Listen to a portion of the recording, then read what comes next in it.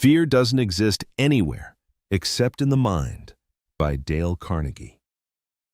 Dale Carnegie is saying that fear is not a physical reality. It's a creation of our thoughts and imagination. Dale Carnegie was an American pioneering self-help author who believed that understanding the mind's power and overcoming fear and negative thinking were keys to personal success. He recognized that people often suffer more from imagined fears than from real problems.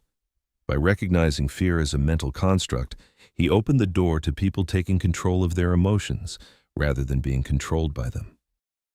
His best-selling books, particularly How to Win Friends and Influence People, 1936, became some of the most widely read works on personal development and fundamentally shaped modern self-help literature and business training. Today, his methods continue to influence millions of people worldwide through his legacy of courses, books, and training programs. Carnegie believed that fear is not something external that happens to you. It's something you generate internally. Fear exists only in your mind, not in actual circumstances.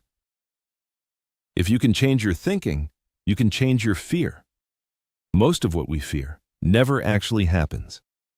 This doesn't mean dangers aren't real, but rather that the emotional anxiety and dread we experience comes from our mental interpretation of situations, not from the situations themselves. Here are some examples on how to overcome fear in real life. In public speaking, many people fear giving a presentation more than almost anything else. Yet, the actual danger is minimal. The audience isn't hostile. They want you to succeed. The fear exists entirely in your mind, created by imagining worst-case scenarios. Once you realize this, the fear loses its power.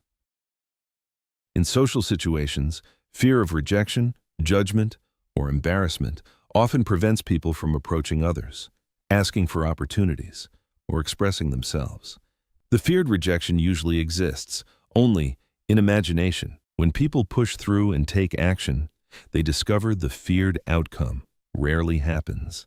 In career decisions, fear of failure often keeps people from pursuing better jobs, starting businesses, or learning new skills. The what if I fail scenario plays out entirely in their mind. Yet, countless successful people attribute their achievements to acting, despite this fear. In health anxiety, people sometimes develop health anxieties about minor symptoms, imagining serious illnesses that don't exist. The suffering comes from the fearful thoughts, not from actual illness.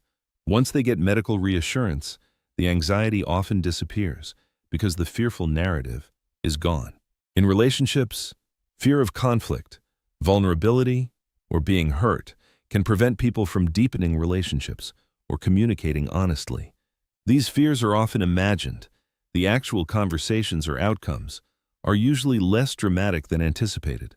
In facing challenges, a difficult task looms much larger and more frightening in your mind before you start than when you actually engage with it.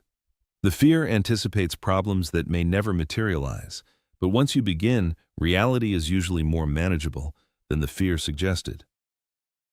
In taking risks, moving to a new city, changing careers, or pursuing a dream feels terrifying when you're imagining all the ways it could go wrong, but the actual experience is usually much different and often better than the fearful mental scenario. This quote is empowering because it puts you in control.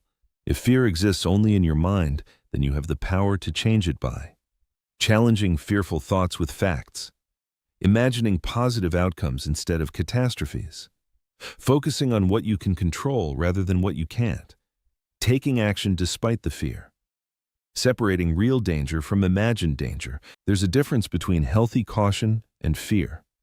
Carnegie's point is that most of our suffering comes from the latter, not the former. In practice, the next time you feel afraid, ask yourself, is this danger real and present right now, or am I imagining a future scenario? Often, you'll find the actual present moment is safe. The fear exists only in the mental story you're telling yourself. Remember, fear doesn't exist anywhere, except in the mind. If you enjoyed this video, don't forget to like, subscribe, and turn on the notification bell so you won't miss any future videos. Also share this video with your loved ones and help them to get inspired. Thanks for watching, and see you in the next one.